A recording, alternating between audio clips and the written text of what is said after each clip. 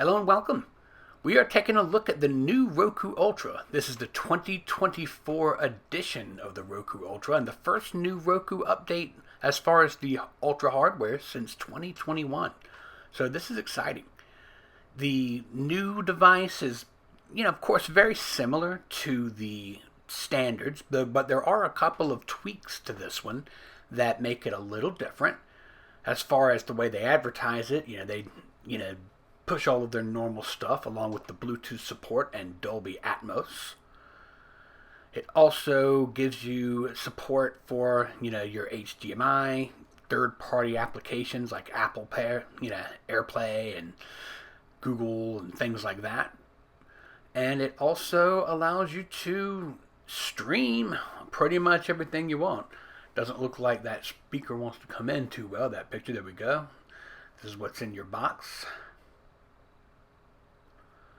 and what you'll need. Of course, you should know by now that you do need the internet to use any kind of a streaming player. Essentially, they're just computers for streaming.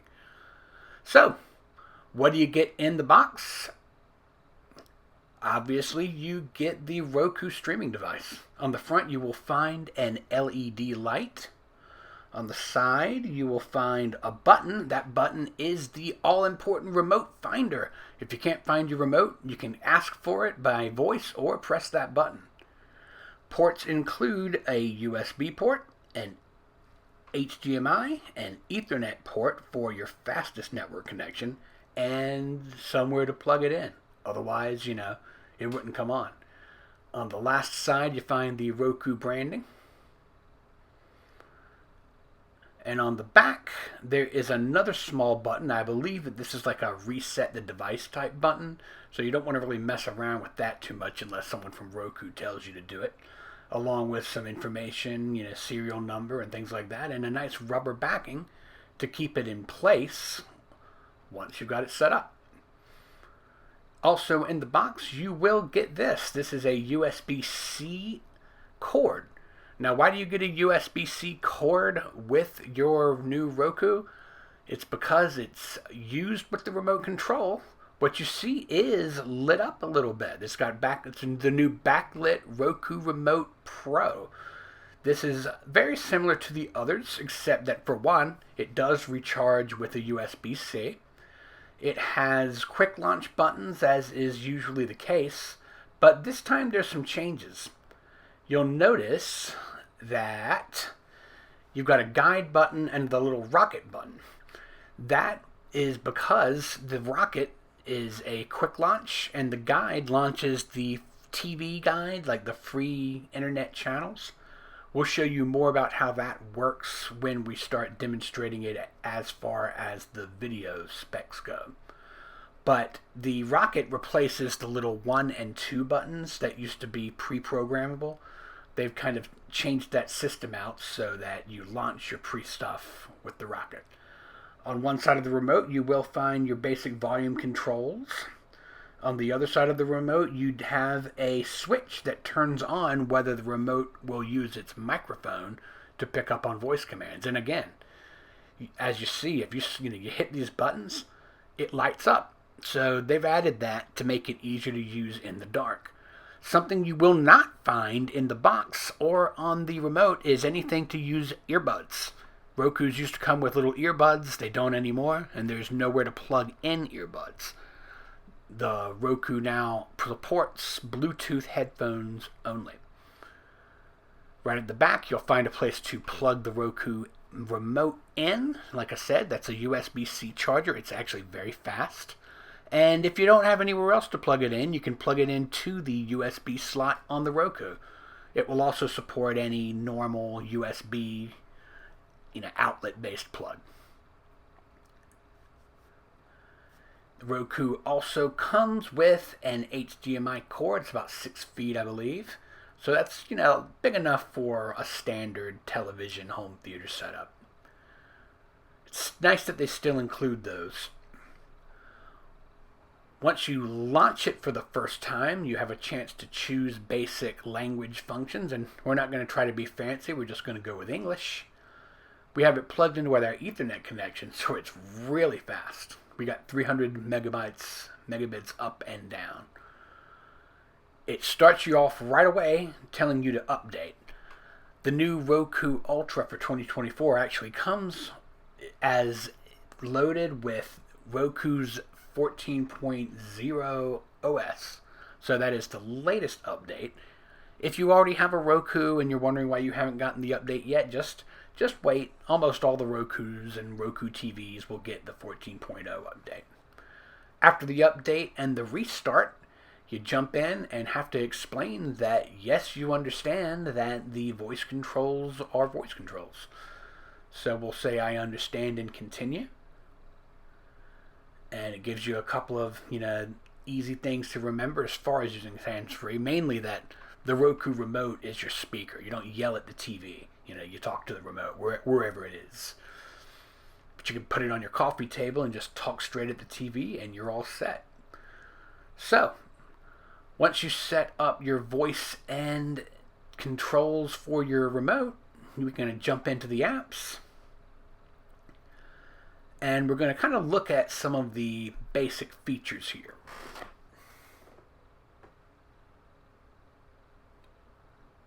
It has the featured free still. This is something that's been out on Roku for quite a while. That's going to be kind of defaulted onto your home page. And what that allows you to do is find all kinds of things from their different apps on the Roku that you can stream for free. The streaming store is now where you're going to find your apps and the search. They've just have that in there extra. Here you'll find recommended apps. You'll find things as far as, genre-based things. So as we go through there, you'll see that it has a lot of different categories. Under the settings, you start finding some of the new things about the Roku.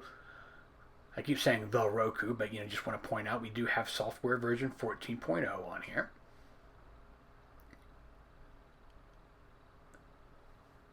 They say that the new edition here is 30% faster. Now, they didn't say specifically 30% faster than the Roku Ultra or the Roku Stick. That's just what they advertise. But we have tested it, and it is faster. You'll see the search still works just like it has for the last couple of generations. You click on, we always search for Batman because there's so many versions of Batman, and we like to show you how it pulls up lots of different places to stream it, and lots of different choices as far as Batman movies and TV shows.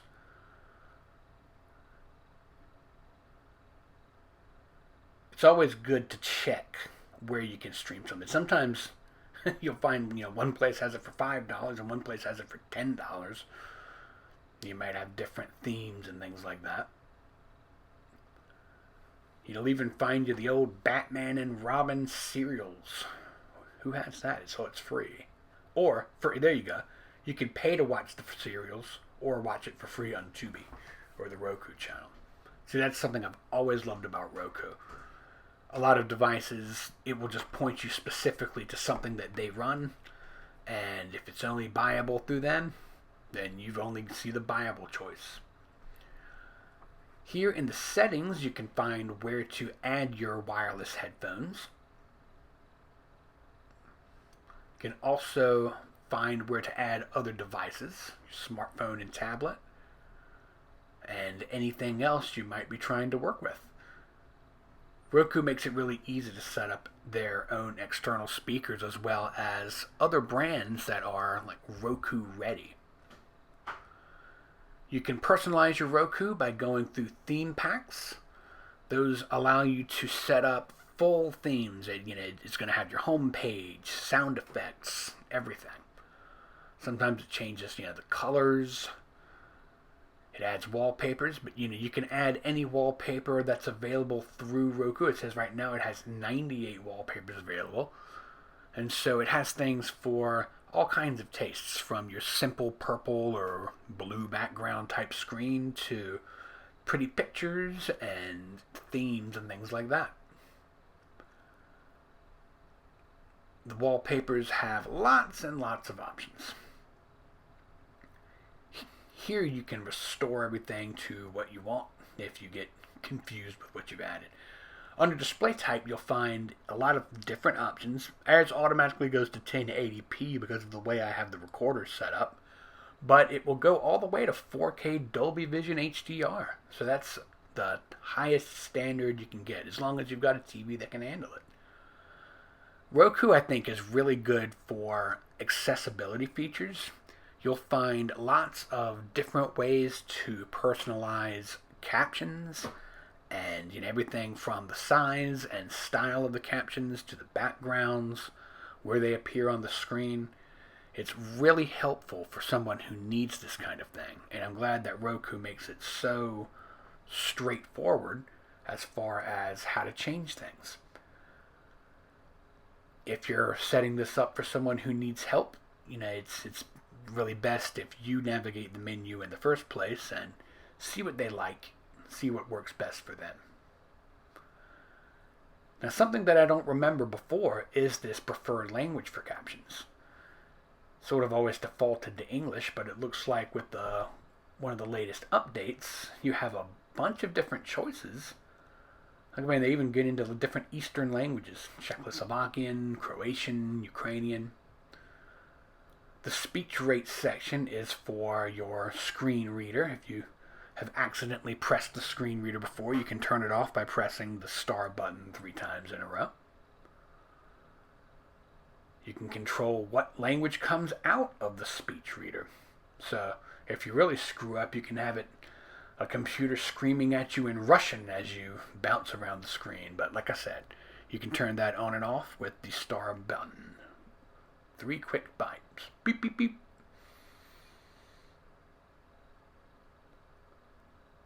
Now, at the home screen menu, this is something that I really like. You can kind of simplify it.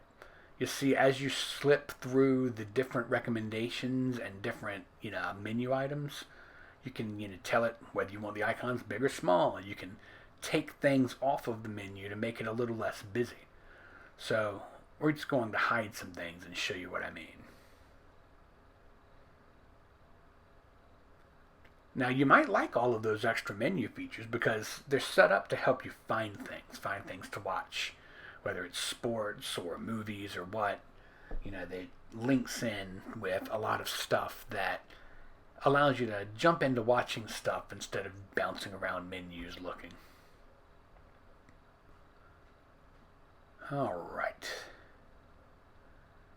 Your privacy section allows you to set up how you want to handle your information. It's easy to set up your time, language. Roku allows for screen mirroring. This is using kind of an old-fashioned screen mirroring, like Miracast type thing. And it also supports AirPlay mirroring and sending information directly from your Apple devices to the Roku, which is really cool because it expands what you can do on a Roku a lot. Now, coming back to the home screen, you see the smaller group of menu items. What we're going to do here, though, is demonstrate that button I showed you. We're going to show you the 2 new buttons on the Roku remote. Pressing that guide button pulls this up. It's the Roku's live TV channels.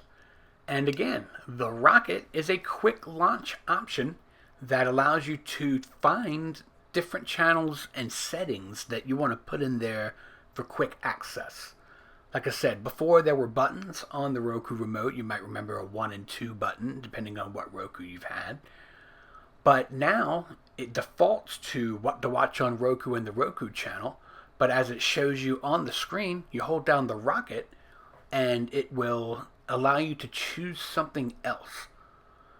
You see, it gives you some suggestions, like the Roku channel. It really wants you to watch the Roku channel. But then you can choose from apps that you've already got installed, and it's just going to list all of the apps that you've already got on your Roku player as far as what you're going to take a look at and add. Even if you want Showtime Anywhere is not available anymore. Guess I need to delete that. If you're wondering, Showtime is available through Paramount Plus. But you can choose any app you want and make that a quick launch option, replacing the Roku channel and what to watch, though your search and headphones setup cannot be changed. Even if you hold down the right remote button, it's still there. So you still only have 2 programmable choices available. I would love to see them expand on that, since all it is now is a software thing. There's not a matter of more room on the remote control. So that's a bit of a fixable error as far as I'm concerned. Maybe it works best for Roku that way, but it would be cool if you could have 5 or 6 of your own options. We went ahead and put closed captions in place because, again, I'm pushing accessibility, accessibility, accessibility. I have a lot of friends who need that kind of thing. So, hitting the rocket will bring up Aquarium TV at the moment or closed captions, but as you see, you've got a lot of choices as to what you can put in place otherwise. So let's test the app feature that they've been bragging about with the faster app launch. There are a couple that I wanted to take a look at. One, let's see what we're going to start with. Let's go with... Why is that so tricky? Let's just restart it. And we will launch NBC News. Boom. That's pretty fast. I don't remember how quickly NBC News started before, but I mean, it started immediately. Plex usually takes a little while to get going, so let's see how that one works out. And again, launches right into Plex and brings up your kind of like, your setup. So let's get out of that. And one of the ones that I'm really wondering about is Peacock, because I love Peacock, but sometimes it feels like the whole thing freezes up as it's launching. Looks like your Roku Quick Tips is launching just fine. This is a pretty cool channel to take a look at. It helps you, some of their videos are kind of like mine. Less talking. I'm sure some people are like, yay, less talking. But regardless, didn't want to not mention that. Where did we hide Peacock?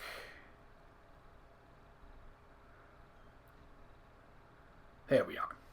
So, launch it. Boom. And that's fast. That is, if you've ever used Peacock on a Roku, I think you know what I'm talking about. It launched right into the app. So, I like that a lot. I have Peacock because I am an unapologetic. Now let's do a little bit of experimenting with the voice controls. I'm going to press the Roku remote button, the little microphone, and say Netflix. It's thinking, it's opening Netflix, just like that. Netflix still opens a little bit slow. It's such a heavy app, but it's a classic for a reason, right? So we'll close that out.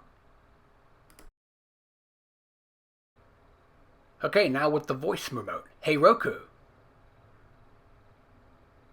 open Prime Video. And now you see it opens up Prime Video just like that. Boom.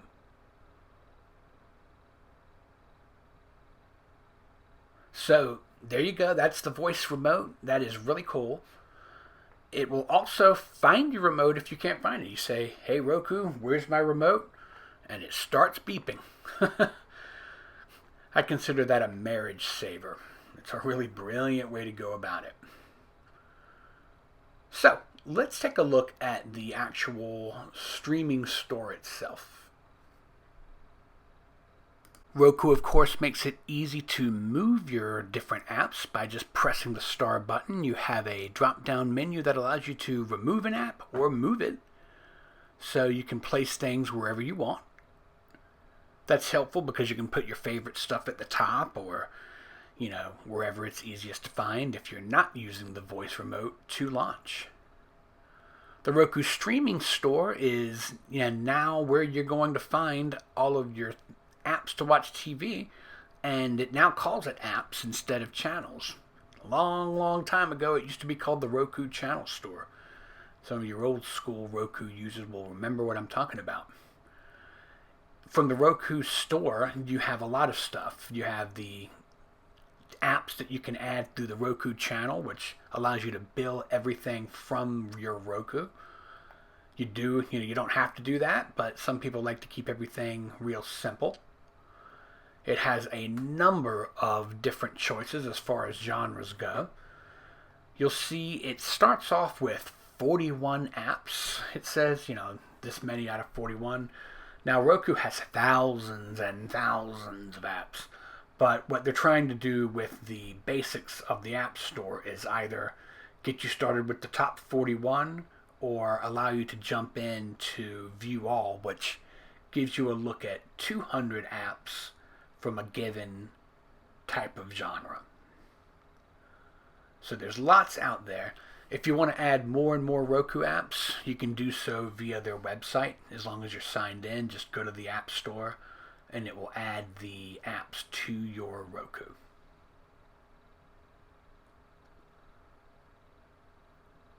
Your movies and TV apps has a lot of things like, it's just a mix of movie apps like Netflix and things like that, and apps like YouTube TV.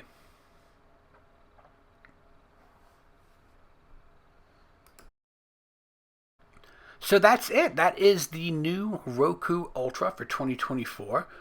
As you see, it has a lot of the same old favorites that people have always liked about Roku, with the new additions of the new launch buttons for the guide and quick launch instead of the extra two buttons. I do wish that it still held on to the ability to plug in headphones to the remote, though by making them Bluetooth operated and things like that, it does add more options. But I don't know. I've always liked the simplicity of the little headphone jack. It's been a Roku feature since pretty much, I think, the Roku, maybe the Roku 2? I don't remember. It's been a long, long, long time. But in general, this is a good product. It does launch the apps faster as advertised. The remote finder, like I said, is just a great feature that is built into the Roku Ultra. And I like even having a button to press for it, when you really get frazzled. It's nice to go to an old standby. But that is the Roku Ultra. It's going to be on sale for about $99 on the Roku website and most major retailers. And keep an eye out, because I often see Roku Ultra on sale for around $88, $89. So you can save a little cash here and there. Maybe even $79 or something like that for Black Friday. If you've already got the latest Roku Ultra and you've been perfectly happy with it, then maybe you don't necessarily need to jump up to the next level. But if you have been unhappy with, lagginess from some of the older, less expensive products, this is a good time to upgrade. This is their first upgrade in a while. They tend not to do updates until there's a substantial hardware difference. And I do see a substantial hardware difference in these products. So, between that and the remote with the backlit buttons, which is really cool, and the ability to charge it with a USB-C cord, you can see a real pickup from where they were just a couple of years ago. As always, I'm Ryan Downey, the streaming advisor. If you enjoyed this video, please share it with your friends. Give us a like and a subscribe, standard stuff, but I guess I have to say that, right? Otherwise, stream on, my friends.